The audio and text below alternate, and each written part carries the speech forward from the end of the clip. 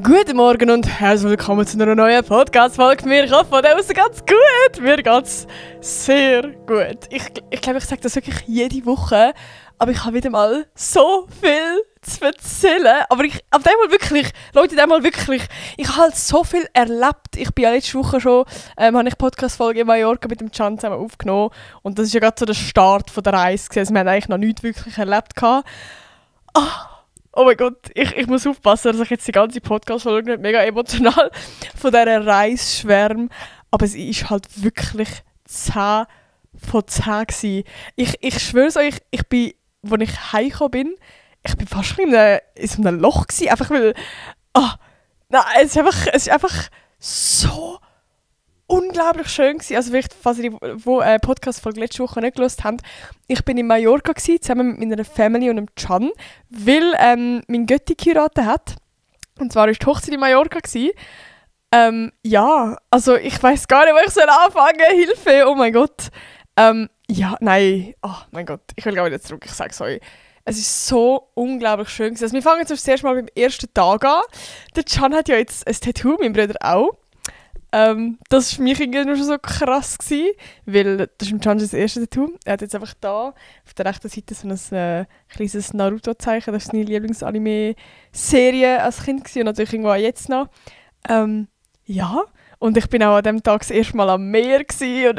Und ich finde, Meer löst bei mir sonst immer so etwas aus, aber ich kann noch nie...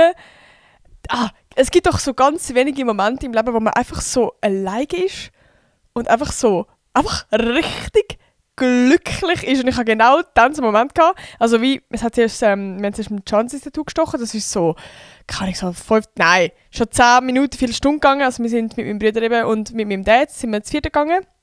Und nachher ist dann mein Bruder dran gekommen. Er hat sich so einen Salamander gemacht. Weil er macht jedes Mal, wenn er in die Ferien geht, macht er sich ein Tattoo. Und dann sollte es wie auch so ein bisschen Bedeutung mit den Ferien haben. So. Und Salamander ist, glaube ich, so... Ich weiß gar nicht, ob das offiziell so ein bisschen das Zeichen ist von Mallorca, aber wir haben überall einfach Salamander gesehen. Also nicht echte, sondern so Zeichen. Und auch unser Hotel hat so ein Logo von einem Salamander. Also es hat wie voll gut gepasst. Ich bin mir zwar nicht mehr sicher, er hat sich auch überlegt, ein Tier, das homosexuell ist. Ich weiß gar nicht, ob ein Salamander homosexuell ist. Aber ja, falls ja, dann wäre das auch noch ein Zeichen, weil mein Götti einen anderen Mann geheiratet hat und das wäre wie dann auch noch so ein bisschen reingedingelt. Voll. Aber ich bin jetzt erstmal alleine ans Meer gegangen, weil mein Bruder so lange gebraucht hat. Und Bro, es war Mittag, UV-Index auf 9, ihr checkt. Und das Meer war gerade nebendran und ich habe gewusst, ich will eigentlich schon sünneln. Das war der schönste Strand, den ich jemals gesehen habe. Also ich glaube nicht jemals, aber es ist wirklich ein richtig kleiner, schöner Strand gewesen. Ich bin alleine gewesen. Ich habe nicht mal Kopfhörer dabei gehabt. Ich bin einfach am Meer am Zuhören gewesen. Es hat nicht viele Leute gehabt. Es ist so, es ist so türkises Wasser gewesen. Ich habe so fest in dem Moment geglaubt, ich bin so alleine gewesen. Und ich so, ja, das war ein richtig schöner Moment gewesen, den ich schnell mit euch teilen. Voll, das ist der Freitag, der Tag durch so. Und am Abend ist dann die erste Zeremonie gsi, so ein bisschen. Es war am Meer, es war so ein Restaurant. Ich habe gemeint, es ist am Strand, aber es war nicht am Strand, sondern es ist wie so, wie sagen wir denn? Nicht auf einem Fels. Ja, keine Ahnung. Es war halt schon gerade am Meer, aber es ist halt, es ist jetzt nicht ein Strandrestaurant, sondern einfach ein fucking normales Restaurant, so checken. Also normal. Es war wunderschön gewesen. Was kann man nicht noch erzählen? Ich weiß nicht, ob Sami will, dass ich das erzähle, aber ich erzähle es jetzt einfach. Erzählen sie ihr nicht, wenn sie nicht will, dass ich es erzähle. Auch das checkt. Egal, ich erzähle es jetzt einfach. Sorry, Mom. Und zwar sind wir so hingefahren. Und das war so fucking sad, weil ihr ist so schlecht geworden. Weil wir sind mit so Cars abgeholt worden und haben dann wie so müssen, glaube ich, eine halbe Stunde fahren. Ich weiß gar nicht, wie lange. Und sie kommt an, also wir sind wirklich angekommen und sie sagt so, ihr ist richtig, richtig schlecht gewesen. Und sie ist eigentlich wirklich straight, einfach in dem Restaurant hat sie auf ein Zimmer rauf und ist fast den ganzen Abend dort oben gewesen, am sich ergeben und am Liegen und am Schlafen. Und es hat mir so leid da. Ja, das war ein bisschen traurig gewesen. Aber sonst war es ein mega, mega schöner Abend gewesen. Mein Götti und sein Mann sind dann, jetzt kann man einfach Mann sagen, gut, man hat glaube vorher schon Mann gesagt, aber irgendwie, Ja gut, ich habe nie so einen Mann oder Freund gesehen, ich habe einfach immer den Namen gesagt. Aber gleich, sie sind dann wie so das Zweite, mit einem Schiff sind sie dann gekommen. Also das war so ein bisschen ihr Auftritt, gewesen, richtig cute. Und ja, dann hat es die Nacht gegeben, sie haben noch alle Menschen vorgestellt. Und was war noch? Gewesen? Nachher ist es dann so ein bisschen in die Party rein verlaufen. Es hat noch ein paar Spiele gegeben. So, und nachher ist es so ein bisschen runtergelaufen. Ich hatte ja die Aufgabe, ein Gästebuch zu machen. Und ich hatte sehr so Angst, weil es irgendwie keinen Basteltisch hatte. Und ich habe mir das so vorgestellt, dass es so... Kann ich, dass ich mein Zeug dort hinfetze und die Leute kommen dann und so. Und nachher hat sie, wo das Ganze so ein bisschen... Also wie sagt man? Brutjungfer... Fuck, wie sagt man das? Nein. Die Jungfrau... Nein, wie sagt man das? Ich habe das Wort vergessen. Brütige, nein.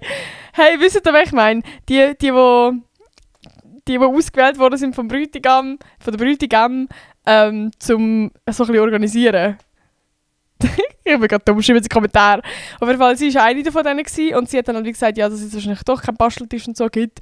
Und wir einfach also ich und Can haben so ein bisschen zusammen organisiert. Und wir haben von Tisch zu Tisch sollen gehen. Und ich habe so gedacht, oh mein Gott, Alter, ich habe wirklich absolut gar keine Eier. Und auch gar keine, mir ist es gerade ein bisschen abgelöscht, ehrlich gesagt, weil ich so dachte, oh mein Gott, nein. Wirklich gar keinen Bock. Von Tisch zu Tisch gehen, und die Menschen sind alle so halb am Essen und mega im Gespräch und so. Und ich komme jetzt, hey, ich kann das Gästebuch, könnt ihr das schnell reinmachen? Dankeschön. Ja. Nachher schlussendlich habe ich dann also glücklicherweise gleich einen Tisch bekommen. Und es ist verdammt gut gelaufen. Also, dort ist dann meine Mama ist ihr wieder gut gegangen. Sie hat mir dann auch noch geholfen. Und das ist krass. Ich dachte so, ich kann das easy so allein handeln. Und der Can kann dann vielleicht so ein bisschen helfen. Und wir sind wirklich so das Dritte alle am Umrennen gewesen. Jemand am Bilder machen, weil wir so eine Polaroid-Kamera hatten. Jemand am den Leuten erklären und bla bla bla und Leute holen. Und es war richtig stressig gewesen. Es war wirklich ein Job gewesen für den ganzen Abend. Ich dachte, das wird so ein bisschen lockerer. Aber ich muss sagen, ich genieße so Sachen auch mega. Ich finde, so Workshops leiten, ich finde, da sehe ich mich schon sehr. Ich finde das schon mega nice. Und eben so den Leuten erklären und einfach so etwas Kreatives, einen Workshop leiten. Da kann ich auch mit der nachher dazu, von der Schule aus. Aber ja, das habe ich auf jeden Fall hat mir mega Spass gemacht, habe ich mega cool gefunden. Und das Buch ist nachher auch mega schön geworden. Also wirklich, ich bin richtig, richtig happy, wie es gelaufen ist und dass es mit meiner Mama natürlich gut gegangen ist und so. Ja, und man hat sonst noch tanzen und so. Und dann sind wir wieder abgeholt worden mit einem Van. Und am zweiten Tag, was haben wir am zweiten Tag gemacht? Ich glaube, wir sind einfach nochmal ans Meer gegangen. Das war zwar ein hässliches Meer, also ein hässlicher Strand gewesen, aber wir sind einfach so mit meiner Family und mit dem Can zusammen gewesen. Und für mich ist sie irgendwie so eine komische Konstellation zum Ferien machen. Weil, also ihr müsst wissen, ich habe ja immer mal wieder mit meinen Eltern und mit meiner Schwester Ferien gemacht. Mein Bruder war schon lange nicht dabei, ich weiß gar nicht warum, aber irgendwie ist das irgendwie... Er ist immer dann auch, hat er schon Ferien geplant gehabt, oder ich glaube, er ist auch nicht mehr so mega into Familienferien gewesen, und das ist voll okay so. Und der Can ist wie sowieso, also ich kann dann halt mit dem Can alleine in die Ferien, es ist jetzt ja nie in Frage gekommen, dass der Can mit meiner Family in die Ferien kommt, so, weil wir sind ja, also wie, ja... So mit meinem Ex früher hat man das irgendwie noch gemacht, so mit 15, aber wir sind auch ein bisschen erwachsen worden und wollen nur unsere eigenen Ferien machen und das, was sie wollen und so, checkt. Darum war es für mich so eine weirde Konstellation gewesen, aber auch so schön. Also ich habe es richtig genossen, so richtig genossen, wie meine Brüder so mit dem Can bondet haben und es die mega gut, also Can allgemein mit allen von meiner Familie nochmal mehr bondet, so. Man ist sich einfach nochmal ein bisschen näher gekommen mit allen. Ja, ich habe es richtig genossen irgendwie. Ich habe das richtig schön gefunden. Genau, am Abend war dann die Grosszeremonie und ich sage, das war so fucking emotional gewesen. Ich hätte nicht gedacht, dass ich heule, aber ich habe geheult in Schloss und immer mal wieder, weil es einfach so emotional war. Und ich möchte vielleicht wissen, ich will jetzt nicht zu privat werden, aber ich finde, es macht es halt auch noch emotional, wenn man halt die Geschichte von meinem Götti kennt. Einfach weil nicht alles immer so einfach war, weil er homosexuell ist. Für die es wissen, wir sind ja in einer sehr christlichen Familie aufgewachsen. Also meine Großeltern, die jetzt verstorben sind beide relativ sehr, jetzt habe ich es gerade vermischt, sehr gläubig gewesen. Und das hat es einfach alles so ein bisschen schwierig gemacht. Darum, es ist einfach so emotional gewesen, so jetzt zu sehen, die heiraten jetzt. Und ich muss sagen, ich habe es auch richtig schön gefunden, wie sie es gelöst haben. Weil ich habe mich so ein bisschen gefragt, ich bin bis jetzt immer nur an Hochzeiten gewesen mit Mann und Frau so. Oder man kennt es auch nur von Filmen. Ich habe es noch nie mir überlegt, wie ist das bei homosexuellen Hochzeiten. Dass die Frau ja so reinkommt und der Mann wartet vorne und die Frau läuft dann mit dem Vater so rein. So das Ding da bei der Zeremonie. Und ich finde, sie haben das so schön gelöst. Ich überlege mir, ob ich das auch an meiner Hochzeit sogar will. Und zwar haben sie es so gemacht, es war ja nicht in einer Kirche, sondern es war wie draussen. Ich finde es gerade noch schwierig zu erklären, wie das so ausgesehen hat. Aber es ist so, die Stühle sind eigentlich so auf dem Gras oder auf Kies, ich glaube so ein bisschen beides. Und es hat noch so einen fetten Kiesweg von oben und von der Seite gehabt, wo man so runterkommt. Es war so ein bisschen burgmässig gewesen, die ganze Location, richtig schön. Und dann ist wie mein Götti von der einen Seite gekommen, so um die Ecke, und sein Partner ist von der anderen Seite gekommen. Also sie sind beide gleichzeitig gelaufen und haben sich so angeschaut und sind so wie beide in die Mitte gelaufen. Und es war so emotional gewesen. Also ich konnte ja nicht mehr können, wie sie sich auch so anschaut und beide auch so am Brüllen sind. Und es war ja auch noch so fucking herzig gewesen, weil eben von meinem Götti sind ja beide Eltern gestorben, also von meiner Mom, meine Großeltern. Und mein Götti hat dann eben meine Mom gefragt, ob sie ihn begleiten will. Und ich habe das so herzig gefunden. Ich war ja dabei gewesen. Darum ist es noch mal mehr emotional gewesen, dass meine Mom ihn so begleitet. Nein, es war zu viel gewesen. Es war wirklich richtig, richtig cute gewesen. Genau, das war die Zeremonie gewesen. Dann ist es nachher weitergegangen und es hat so ein bisschen Apero-mässig gegeben. Man hat noch Fotos gemacht mit allen, also so die typischen Hochzeitsfotos. Und nachher, also wir haben dann auch mit meinen Cousinen und so geredet. Die haben übrigens auch noch mega schön gesungen. Und nachher ist es dann schon zum Nacht gegangen. Und das ist die schönste Location, die ich jemals gesehen habe. Aber ich will nicht wissen, wie viel Geld die ausgegeben haben. Ich sage euch, das ist eigentlich schöner als bei ABBA. Kennt ihr den Film ABBA? Nein, wirklich ein Traum. Richtig, richtig schön. Und ich finde es auch krass, wie viele Leute dort waren. Ich habe das nicht gewusst. Es waren so 120, 130 Gäste gewesen. What the fuck? Meine Mama hat dann nachher auch noch nach dem Essen einen Beitrag gemacht, hat sich Kindheitsfotos von beiden gezeigt und so, mit der anderen Mutter zusammen. Es ist auf jeden Fall, es ist einfach ein Traum gewesen. Ich sage euch, es ist so eine schöne, emotionale Hochzeit gewesen. Ich kann es also wirklich... ich bin halt die ganze Zeit so glücklich gewesen und oh mein Gott, nein, wirklich richtig, richtig schön. Und eben allgemein der Mallorca-Trip mit meiner Family und dem Can zusammen, es ist einfach ein 10 von 10 gewesen. Genau. Und ich muss ehrlich sagen, wie der Can und ich, also logisch haben wir vor, zum mal zusammen heiraten. Also wir haben ja schon in der letzten Podcast-Folge darüber geredet. Aber wir haben noch nie so aktiv uns Gedanken gemacht. So noch nie so wirklich mal überlegt, hey, was wollen wir, oder wie würde unsere Hochzeit genau aussehen. Und einfach so, wir sind einfach immer so im Tag von, ja, vielleicht wollen wir mal irgendwann heiraten. So. Also vielleicht, ich auf jeden Fall, beim Can wahrscheinlich dann auch eher so ein bisschen vielleicht, weil es ja eben, wie wir letzte Woche schon darüber geredet haben, er es nicht so kennt, oder er ist nicht so damit aufgewachsen, dass das so ein Ding ist, und bei mir halt schon. Und das war so lustig, wir sind so heimgekommen und wir sind spazieren. Und wir sind wirklich lange spazieren, sicher etwa eine Stunde. Und haben einfach nur über das Thema Hochzeit geredet. Wir haben über die Hochzeit geredet, wir haben das irgendwie verarbeiten. Und wir haben darüber geredet, was haben wir gut gefunden an dieser Hochzeit, was haben wir ausmachen, was haben wir nicht gut gefunden. Und wir haben wirklich alles auf Notizen aufgeschrieben. Also wir sind ready jetzt, Leute. Ich sage euch, es braucht nur noch den Antrag. Spaß. Und wir haben auch so schon eine provisorische Gästeliste gemacht, um zu schauen, wie viele Leute wären es ungefähr. Aber ich finde das so schwierig, so Leute einladen. Also ich finde das schon schwierig, nur schon bei Geburtstag, dass sich niemand offended fühlt, wenn ich jemanden einlade, wenn ich jemanden nicht einlade. Aber bei Hochzeit ist ja noch viel schlimmer. Also ich finde so, es sind ja gewisse Leute, sind ja für mich jetzt, oder für die Can beide, sind ja so klar, so die close Familie, oder es gibt so Kindheitsfreunde, die sind für mich auch schon ganz klar, Götti sind bei mir auch schon ganz klar, oder eben so Grosseltern oder keine Ahnung was. Aber es gibt ja dann immer noch so ein paar Leute, wo ich vielleicht so ein bisschen schwierig finde. Also der Can und ich, wir haben recht überlegt, dass wir es vielleicht auch im Ausland machen.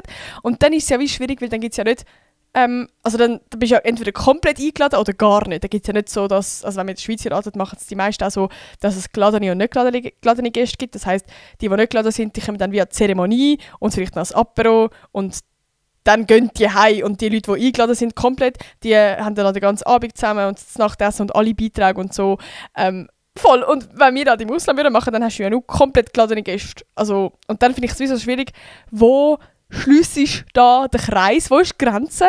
Weil zum Beispiel bei mir habe ich es jetzt schwierig gefunden, so meine Cousine oder Cousin, whatever so.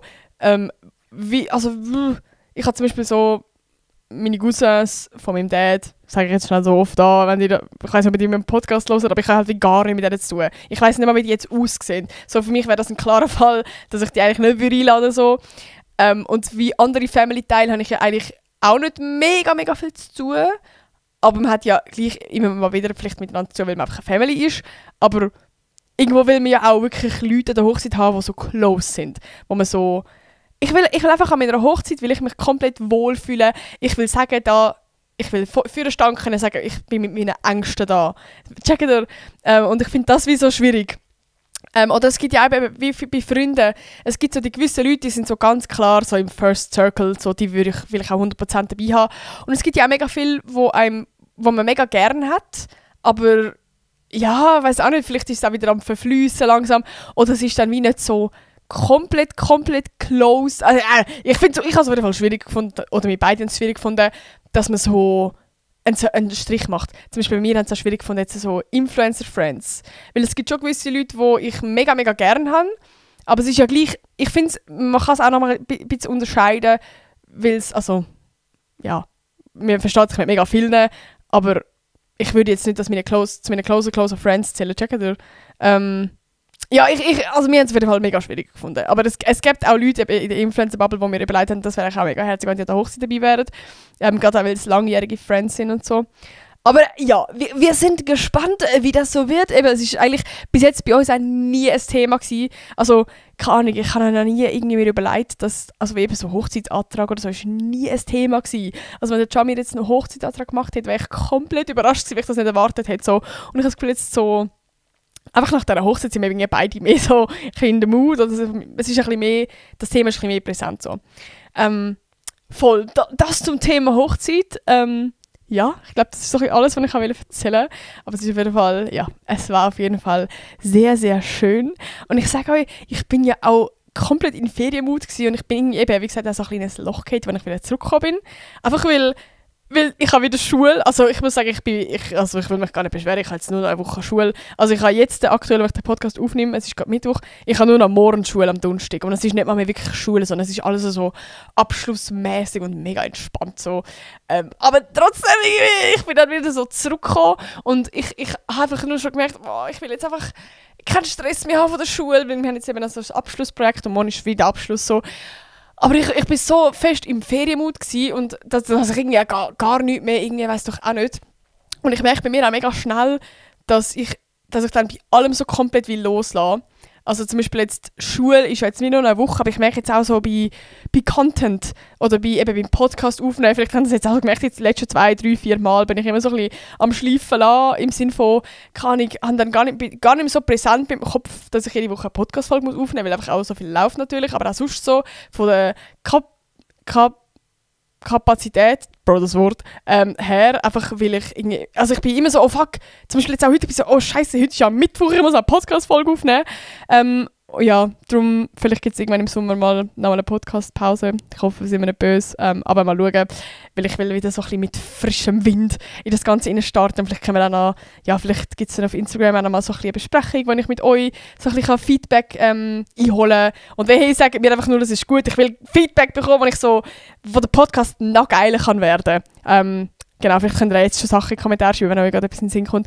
Wie können wir diesen Podcast so gestalten, dass er noch geiler ist? So, noch geiler als jetzt natürlich. Ja, weil ich in der letzten Podcast-Pause von einem Jahr habe ich das Gefühl gehabt, hat es bei mir einen extremen Change gemacht. Auch mental. Ich habe 5 Wochen so Pause gemacht, oder 4, 5, ich weiß gar nicht mehr. Und dort haben wir ja, also dort habe ich auch noch so ein bisschen, ich weiß nicht, ich war vorhin mega verkopft gewesen, dass ich immer so ein Thema muss haben und man darf so, also keine Ahnung, so Live-Update ist dann maximal 5 Minuten gegangen und ich merke so, seit ich das auch loslassen konnte und einfach mal daraus loslabern und ich kann auch von meinem Leben erzählen, wenn es ergibt, dann gibt es ein Thema, wenn es ein Thema gibt, das mich gerade beschäftigt, wenn ich im Podcast darüber rede, dann gibt es halt eine Folge, wo es nur um das geht oder wenn ein Kommentar von euch kommt, wo ihr euch wünscht, dass ich mal eine ganze Podcast-Folge über das Thema mache und ich habe Lust auf das, dann gibt es das so, aber es ist nicht mehr das, oh mein Gott, ich brauche jede Woche ein Thema und wenn nicht, dann so, ich kann mega loslassen und seitdem macht mir das auch viel mehr Spass an der Podcast. Also für mich ist die letzte Pause ist für mich ein mega positiv gewesen und ich habe das Gefühl, ihr habt das auch mega gemerkt, darum, ja, also wenn es eine Pause gibt, dann wird es vermutlich mega positiv sein und Ja, also ja, wie gesagt, falls ihr Feedback habt, ich freue mich mega fest über Feedback, wie wir den Podcast noch ein bisschen geiler machen. Eben, ich kann auch Pro-Kontralisten, was findet ihr gut, was findet ihr nicht gut. Findet ihr es geil, dass ich jetzt ein bisschen mehr Live-Updates mache? Oh mein Gott, sorry. Wenn ihr noch ein bisschen mehr Gäste habt, was könnte man noch so ein bisschen anders machen? Weil Gäste habe ich jetzt meistens einmal nur die gleichen Leute, also so ein bisschen wie nicht Influencer-Leute, sondern jetzt mehr so ein Can oder meine Family oder eine Nina oder so. Oder, ja, Agnes ist schon ab und zu. Aber wieso sollte ich mal so ein bisschen mal Leute haben, die ich noch nie hatte? Oder was fände ich cool? Schreibt es auf jeden Fall mal in die Kommentare, da würde ich mich sehr freuen. Und sonst, was soll ich noch zu erzählen? Ich kann ja sagen, jetzt wegen der Schule.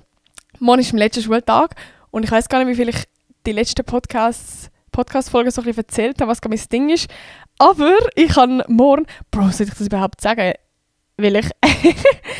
ich weiß gar nicht, ob das jetzt blöd ist, wenn nachher Leute von euch morgen kommen, aber ich glaube, das ist okay. Also im Sinne von, ich muss ja nicht sagen, was ist so, weil es ist ja, also, nein, es ist echt scheißegal, weil es ist ja immer schon sehr cool. Weil ich mache einen Workshop, also wir haben die Aufgabe bekommen, dass wir irgendein Event organisieren. Also ein Event, so etwas Kleines, Mäßiges, also einfach so wie, es kann eben auch ein Workshop sein oder so.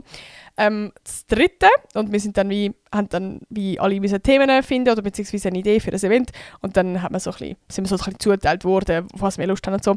Und wir haben das dritte, also die anderen hatten die Idee gehabt, einen Freundschaftsbändeli-Workshop machen oder einfach so einen Stand, sag ich mal, wo man Freundschaftsbändeli machen kann. Und jetzt haben wir den morgen und ich freue mich so fest, weil ich habe nie gewusst, wie das geht. Das heißt so die typischen Freundschaftsbändeli, ich glaube, ihr checkt schon, was ich meine, oder? Wo du so knüpfen kannst.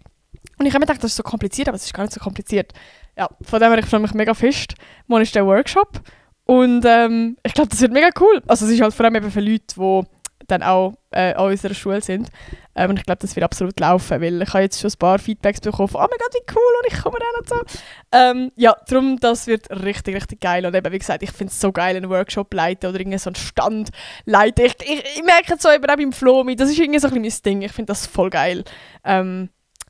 Ja, genau. Vielleicht könnt ihr jetzt in Zukunft mal irgendwie so etwas organisieren. Also jetzt nicht Freundschaftsbänder, ich bin jetzt nicht der Pro in dem, aber was könnte man so ein bisschen machen? Weißt du, vielleicht auch so ein kleines Event für euch, dass ich so einen Stand hätte und ich könnte irgendwie gehen, weiss doch nicht, irgendetwas basteln oder, nein, weiss doch nicht, keine Ahnung. Voll. Ich habe mir auch schon überlegt, irgendetwas zu machen, die Richtung für Girlies oder einfach allgemein Leute von euch, die vielleicht auch mit Social Media anfangen wollen, dass ich irgendwie so etwas mache, weißt du, dass ich vielleicht irgendwie mein Wissen kann weitergeben kann, dass ich euch ein bisschen unterstützen kann, euch helfen kann. Keine Ahnung, irgendwie so etwas in die Richtung. Ich fände das irgendwie mega cool, weil ich merke so, dass Lehrerin sein schwimmt schon irgendwo so in mir rein, so ein bisschen. Ich finde das schon sehr cool. Aber ja, das ein bisschen zu dem. Und wir haben natürlich noch einen Kommentar der Woche. Ich weiss im Fall schon gar nicht mehr, ob ich Leute, also weißt du, ob ich von der gleichen Person mehrere Kommentare picke. Darum, aber ja, ich glaube, dass die Leute, die doppelten Kommentar vorgelesen bekommen, freuen sich vielleicht umso mehr. Ich hoffe, sie sind mir auch nicht böse. Aber ja. Und zwar hat MMAJ, ich grüße dich, hat kommentiert: «Hoi Nati, kannst du mal über das Thema Lehr-, Gymi und Schnuppern reden? Es macht mir halt Stress, dass ich nächstes Schuljahr ein paar Mal schnuppern muss und dass wir uns bald entscheiden, was wir nach der Oberstufe machen. Ich würde am liebsten ins Gymi gehen und keine Lehre machen, also einfach noch nicht arbeiten. Und ich finde es dann blöd, wenn ich schnuppern muss, obwohl ich das nicht machen will und ich vor allem Angst davor habe. Vielleicht hast du Tipps für mich, könntest du mich mal grüßen?» Eben wie gesagt, ich grüße dich ganz herzlich und danke vielmals für deinen Kommentar. Und das ist so ein Thema, Alter, ich kann mich so wiederfinden in dir. Ich verstehe dich so gut, weil meine Situation ist genau die gleiche. Ich bin damals in die Sek gegangen. Ich weiß nicht, wie das bei anderen Kantonen ist. Es ist ja immer so ein bisschen unterschiedliches Schulsystem, aber ich bin so in die Sek gegangen. Man kann ab der 2. Sek das Gymi machen und ab der 3. Sek und ab der 6. Klasse kann man es auch machen. Und bei mir war Gymi eigentlich nie ein Thema, weil ich jetzt nie so eine mega gute Schülerin war, wo so klar war, ja, die wird mal ins Gymi gehen, sondern ich bin immer so ein 4,5 Girlie so in der Sek. Also wirklich eigentlich Durchschnitt. So. Ich bin in der Sek A gewesen. Und dann ist eben auch in der 2. Sek so ein bisschen das Thema Lehre gekommen und was passt zu einem und so. Und ich weiß auch nicht, irgendwie, mir hat so... Ich habe es auch gar nicht gesehen.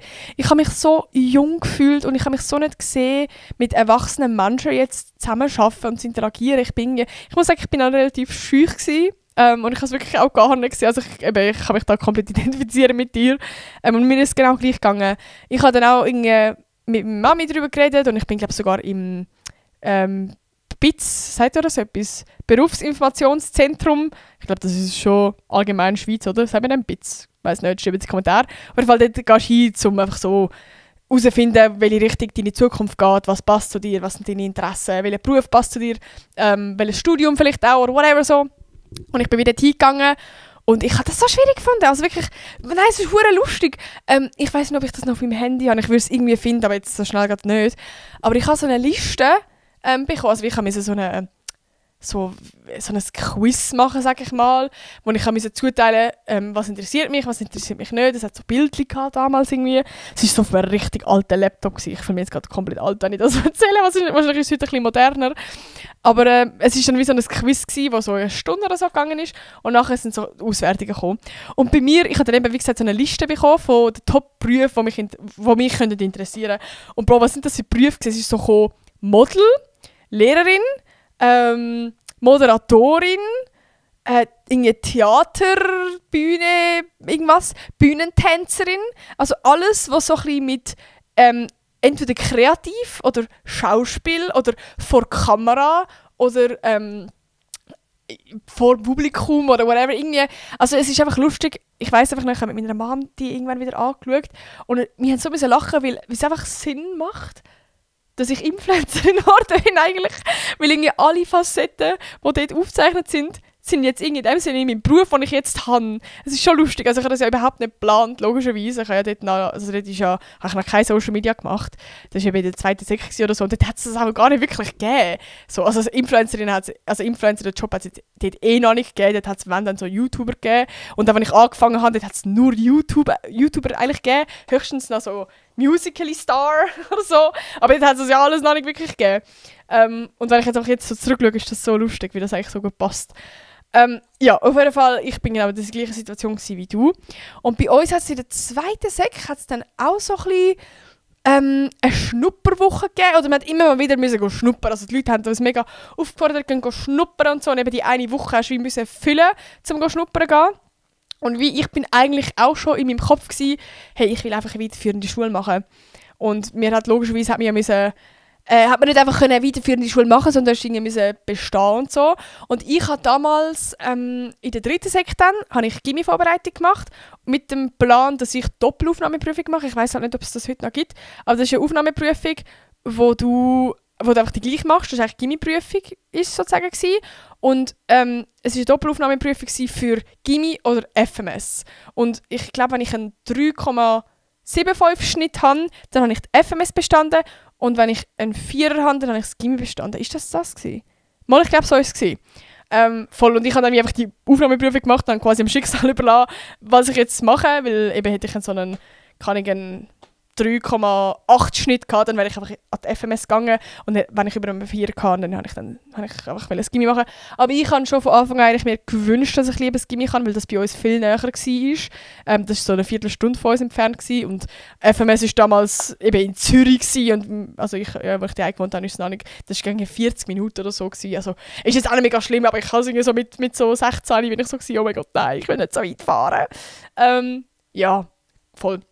Darum ich habe mir eigentlich mehr so ein bisschen das Gymi gewünscht. Obwohl meine Lehrer damals alle halt mega waren, ja, FMS haben sie das Gefühl, würde mehr zu mir passen. Eben, weil ich halt nicht so ein mega überdurchschnittlich guter Schüler war. Voll. Aber ich habe dann relativ schnell, ist das dann schon mein Plan gewesen, einfach eine weiterführende Schule machen. Aber man hat natürlich dann gleich schnuppern. Und das war irgendwie funny gewesen. Meine Mama hat dann einfach gesagt, hey, mach doch jetzt einfach Sachen, die dir Spass machen. Vielleicht kannst du irgendwo etwas lernen. Weißt, vielleicht kannst du dann beim Coiffeur schnuppern und lernst coole Frisuren machen und so. Macht das nicht. Leute, wenn ihr schnuppern könnt, dann wirklich schaut in Berufe rein, die euch interessieren, aber wo ihr noch nicht das Gefühl habt, ihr müsst jetzt die Lehre machen. Also natürlich, ich finde, man kann das gleich nutzen, zum deine Lehre machen, schnuppern an einem Beruf, der einem interessiert. Und ich finde, das ist dann so schön, weil man hat dann keinen Pressure von, oh mein Gott, ich muss mir jetzt gerade überlegen, ob ich dort arbeiten will oder ob mir das jetzt gerade jetzt gefällt. Sondern man schaut ja einfach mal rein, zu finden, hey, ist das meine Richtung?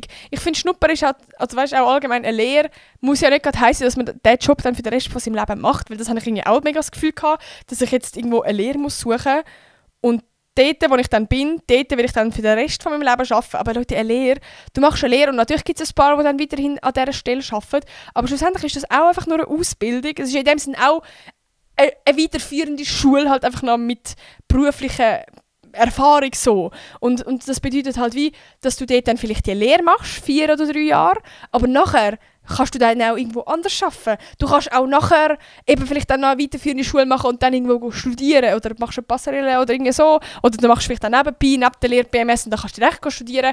Oder du gehst direkt einfach so in die Berufswelt und gehst in eine irgendwie andere Richtung. Es gibt dann eine Möglichkeit, dass du nach der Lehre in eine komplett andere Richtung kannst gehen, als du die Ausbildung gemacht hast. Du kannst auch nochmal eine weitere Lehre machen. Also es gibt auch viele Möglichkeiten und ich hätte das so gerne damals gehört, weil ich das Gefühl hatte, die Entscheidung, die ich jetzt treffe, wird mein Leben bestimmen. So. Also natürlich, eben, zu einem gewissen Grad entscheidest du dich ja in eine Richtung, wo vielleicht du nachher willst dann gehen.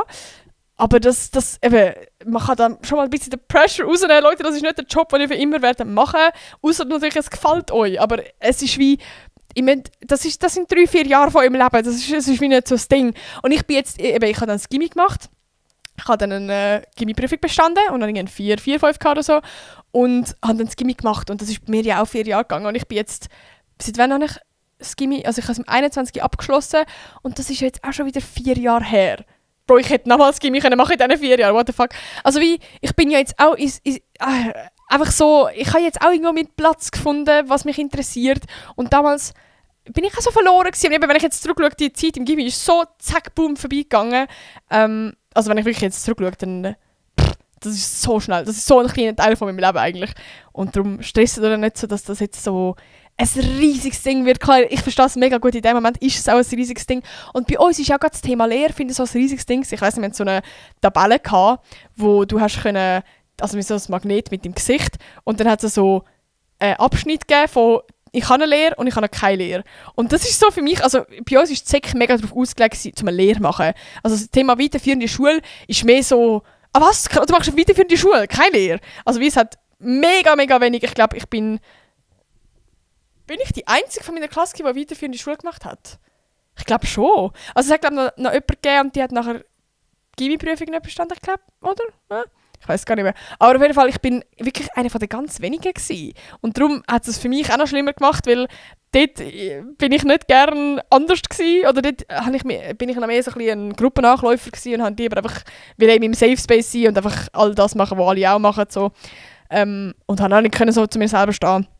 Bro, ich kann mich auch noch erinnern, wo ich weiß gar nicht mehr, in welchem Zusammenhang, aber der Lehrer hat mal vorne gefragt, wer kann sich vorstellen, in die Richtung Fotografie gehen? Und ich habe dann so aufgestreckt und alle haben mich so angeschaut und sind so, oh mein Gott, what the fuck. So, einfach weil bei uns in der Klasse hat es Leute gegeben, die eben in die Richtung Spital wollen oder in die Richtung, was hat es noch gegeben, eben so Automech oder was, keine Ahnung. Also wirklich einfach ganz anders so. Und ich habe das Gefühl, ich bin eine von den wenigen in der Klasse, die auch so kreativ ist. Aber gerade eben so Medien und Fotografie und all das ist so, hat es niemand in der Klasse gegeben. Und ich weiss einfach, ich habe mich so unwohl gefühlt. Und darum würde ich euch auch sagen, ihr müsst also wie schaut, lernt euch kennen, das ist ein Moment, um euch kennenzulernen. Geht die Berufe schnuppern, nutzt die Chance, um herauszufinden, was noch Interesse und sehen es als, es ist etwas Geiles, dass ihr anders sind oder dass ihr einfach so, steht einfach zu euren Interessen so, sind nicht so wie ich und traut euch fast nicht zum Aufschrecken, weil ihr die Einzigen sind, die sich halt für die richtig interessieren, so.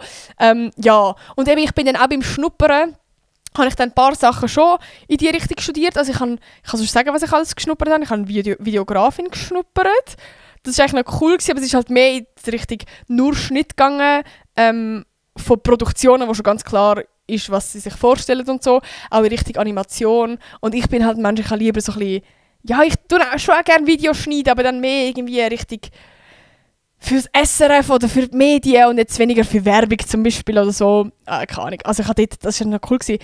Es war komplett für Werbedings gewesen. Und ich konnte dann auch in ein Studio gehen und so mit meiner Werbestimme etwas aufnehmen so. Und sie haben es wirklich mega gut gefunden. Sie so, oh mein Gott, vielleicht könntest du in die Richtung gehen. Also mega herzig. Aber ich weiss zum Beispiel, sorry, ich rede jetzt gerade voll random einfach, dort weiss ich zum Beispiel auch noch, ich hatte so einen Dude gehabt, der den ganzen Tag für mich zuständig war und mir gezeigt hat, was wie wo.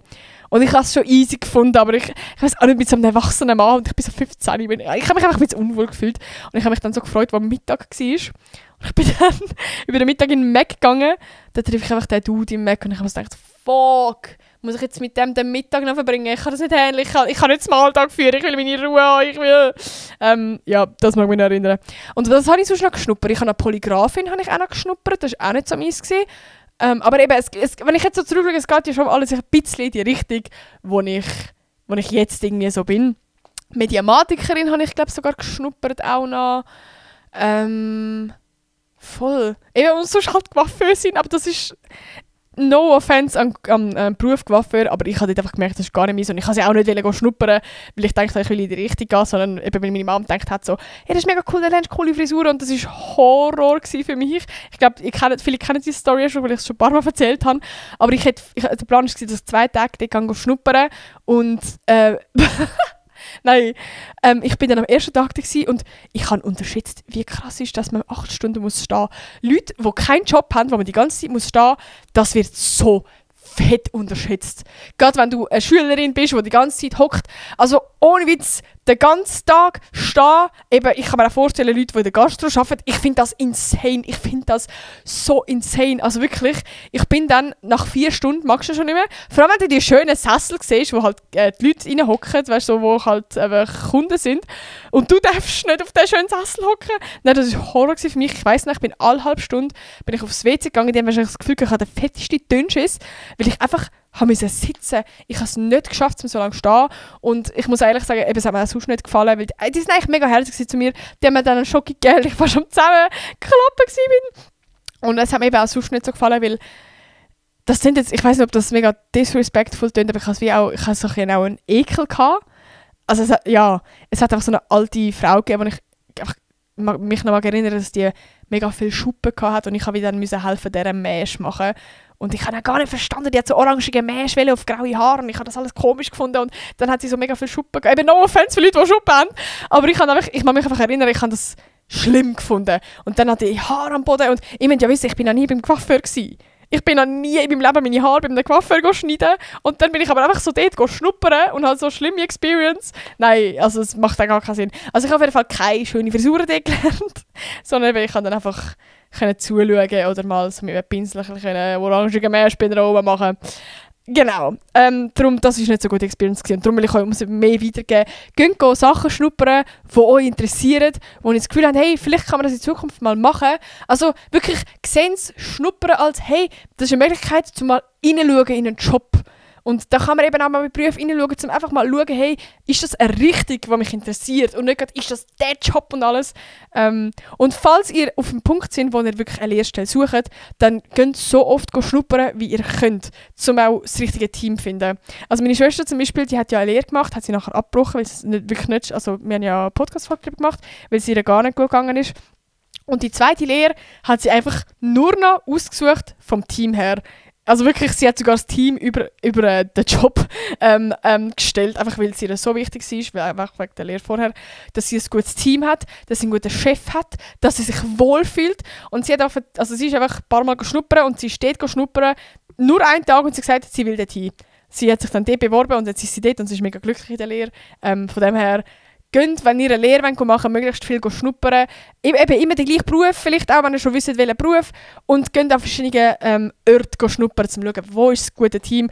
Weil ich sage euch, es gibt so viele Leute leider, die eine Lehre machen, die einfach ein scheiß Team haben. Wirklich ein Arschchef. Und das ist so traurig. Das kann einem so viel nehmen, wenn man eigentlich einen coolen Beruf gefunden hat, der einem eigentlich Spass macht und dann einfach eine Lehre muss durchziehen wegen einem scheiß Chef und es nicht schafft mental. Also wirklich, das kann einen mega belasten. Darum, das würde ich euch mega ans Herz legen.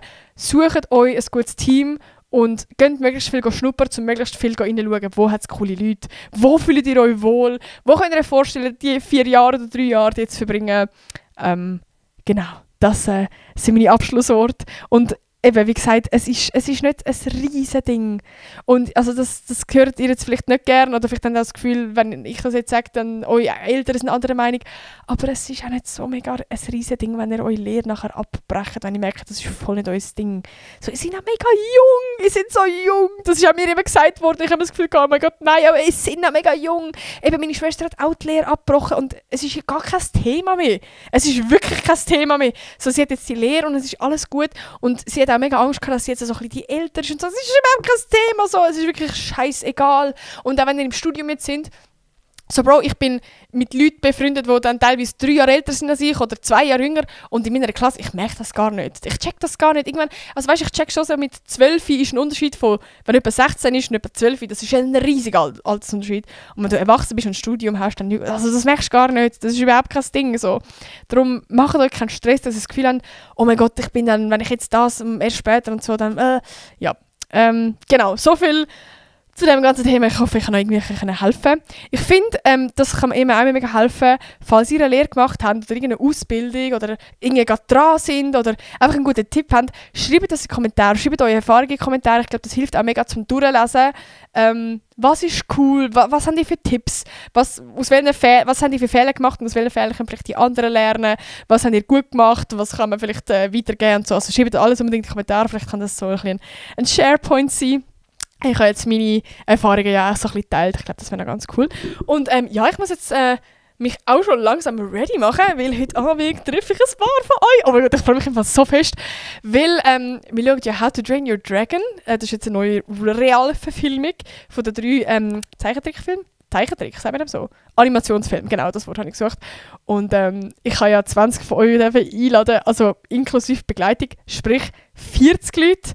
Und ja, wir schauen einfach alle zusammen den Film. Oh mein Gott, ich freue mich so. Er hat nur schon ein paar so wirklich so herzig reagiert. Ich schwöre so, ich liebe das. Das liebe ich am meisten an Gewinnspielen. Dass ich uns so glücklich machen kann. Dass ich so schreiben kann, hey, du hast gewonnen. Und die sind dann so, oh mein Gott, ich kann es gar nicht glauben. Danke vielmals, Nati. Oh mein Gott, mein Herz geht einfach auf. Mein Herz geht wirklich richtig, richtig auf. Und ich finde es ja immer so schwierig, weil ich bin ja immer die Gewinner aussucht. Und also wie... Kari, du siehst ja, wie viele sich beworben haben und du bist ja so, oh mein Gott, ich darf nur jemanden aussuchen. Das finde ich horrible. Und jetzt habe ich einfach so 20 Leute aussuchen. Also ich muss sagen, ich habe es immer noch schwierig gefunden, ich würde einfach am liebsten euch alle mitnehmen und sagen, kommen doch alle mit, Leute. Aber immerhin habe ich jetzt mal ein paar von euch aussuchen und dann ist es einfach schon ein bisschen einfacher, so zu wissen, okay, ich kann jetzt 20 Leute aussuchen. Aber gleich, ich freue mich mega fest, zu ein paar von euch kennenlernen und auch zusammen den Film schauen und ein bisschen chillen und vielleicht auch nachher noch ein bisschen labern und so. Yes. Darum, ich muss mich jetzt langsam ready machen. Ich muss in einer Stunde schon dort sein. Und ja, ich würde sagen, ich hoffe, euch hat die Podcast-Folge gefallen. Wenn ja, dann gebt ihr 5-Sterne-Bewertung. Leute, wir sind jetzt schon... wie viele, ich schaue jetzt ganz schnell den aktuellen Stand. Wir haben 3,9'000 Bewertungen. Schaffen wir 4'000, Leute? 4'000. Ihr müsst einfach... Wenn ihr jetzt wir machen es gerade gemeinsam, okay? Wir sind jetzt vielleicht gerade auf Spotify, hoffentlich. Wenn nicht, dann geht ihr jetzt schon auf Spotify. Auf meinen Kanal, auf mein Hauptding. Und dann seht ihr da, oben steht auch 4,8 Sterne-Bewertung von 3,9'000. Dort könnt ihr draufdrücken. Nein, dann kann ich draufdrücken. Was macht man dann? Ah fuck, wie macht man das? Ich muss schnell schauen. Wie macht's? Wir machen es jetzt zusammen, okay? Man drückt man da? Vielleicht muss ich eben einen anderen Podcast schauen. Ah nein, da! Okay, seht ihr das? Es hat rechts so 3 Pünktchen. Bei diesen 3 Pünktchen müsst ihr draufklicken und nachher steht «Show bewerten» und so ein Sternchen links. Und dort könnt ihr draufdrücken und dann geben wir immer 5 Sternchen und dann bin ich glücklich und dann kann ich gut schlafen. Und das war es auch schon mit dieser Podcast-Folge. Ich hoffe, ihr habt es toll gefunden und wir sehen uns nächste Woche wieder. Tschüss!